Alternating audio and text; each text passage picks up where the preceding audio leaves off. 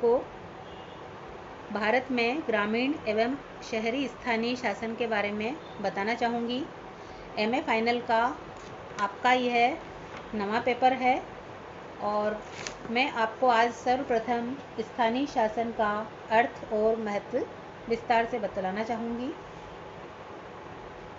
भारत में स्थानीय शासन को साधारणतया स्थानीय स्वशासन भी कहा जाता है। स्थानीय स्वशासन शब्द भारत को ब्रिटिश शासन से विरासत में प्राप्त हुआ है।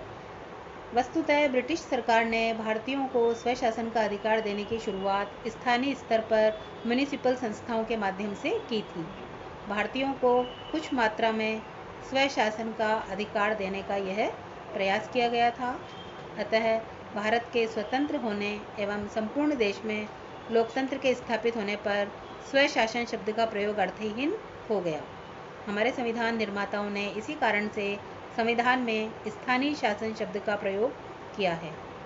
भारतीय संविधान में स्थानीय शासन को राज्य सूची के अंतर्गत रखा गया है। स्थानीय शासन को दो भागों में विभक्त किया गया है, शहरी तथा ग्रामीण। शहरी निकायों को महानगरों में नगर निगम, नगरों में नगर परिषद तथा छोटे नगरों में नगर पालिका कहा जाता है।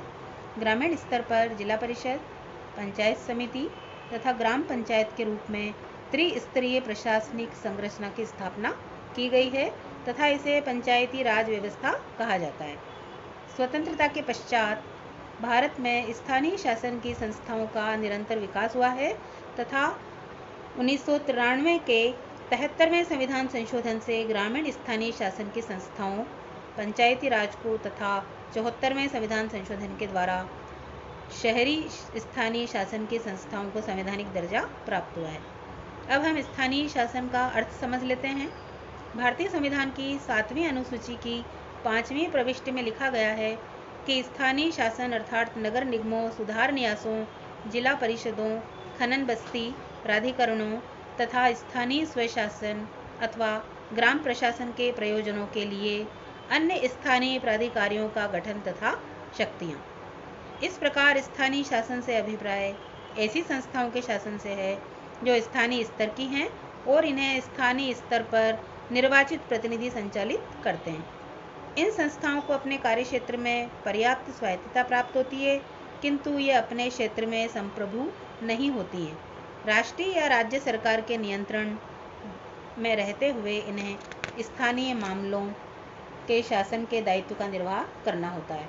संक्षेप में कहा जा सकता है कि स्थानीय शासन का अर्थ उस शासन से है जिसका संबंध किसी स्थान विशेष से हो एवं उस स्थान विशेष के निवासियों द्वारा ही उसका संचालन किया जाए। दूसरे शब्दों में स्थानीय व्यक्ति स्वयं अपने प्रतिनिधियों के माध्यम से स्थानीय मामलों का प्रबंध करें। व्यवहार में नगर निगमों, नगर परिषदों, नगर पालिकाओं, ग्राम पंचायतों, पंचायत समितियों, जिला परिषदों आदि के द्वारा संपादित किए जाने वाले समस्त कार्य स्थानीय शासन के अंतर्गत आते हैं। अब स्थानीय स्वशासन की कुछ परिभाषाएं भी देख लेते हैं, जिनमें प्रमुख है गिलक्राइस्ट ने जो कहा है कि स्थानीय संस्थाएं अधीनस्थ संस्थाएं होती हैं तथा उन्हें सीमित रूप में कार्य करने की स्वतंत्रता प्राप्त होती है। इसी प्रकार से कार्ल जे फ्रेडरिक ने कहा है कि स्थानीय शासन की एक प्रशासनिक व्यवस्था स्वायत्त शासन है। ये कानून और नियमों के द्वारा इस प्रकार नियंत्रित होती है कि सरकार की सत्ता का उस समय प्रतिनिधित्व करे जब वह स्थानीय रूप से सक्रिय हो। तो इस प्रकार से स्थानीय शासन की प्रमुख परिभाषाओं को देखने के बाद ये स्पष्ट हो जाता है कि स्थानीय जो संस्थाएं हैं वो अधीनस्थ संस्थाएं होती हैं तथा इन्हें सीमित क्षेत्र में कार्य करने की स्वतंत्रता प्राप्त होती है। आगे के अध्यायों में हम स्थानीय शासन का महत्व भी पढ़ेंगे। आज के लिए जो परिभाषाएं आपको बताई गई हैं उनसे यही सार निकलता है कि स्थानीय स्वशासन शासन का वह हिस्सा है जिसका मुख्य सरोकार किसी नगर या समिति क्षेत्र के स्थानीय मामलों से होता है। साधारणतया स्थानीय शासन राज्य सरकार या राष्ट्रीय सरकार से प्राप्त शक्तियों का प्रयोग करता है। धन्यवाद।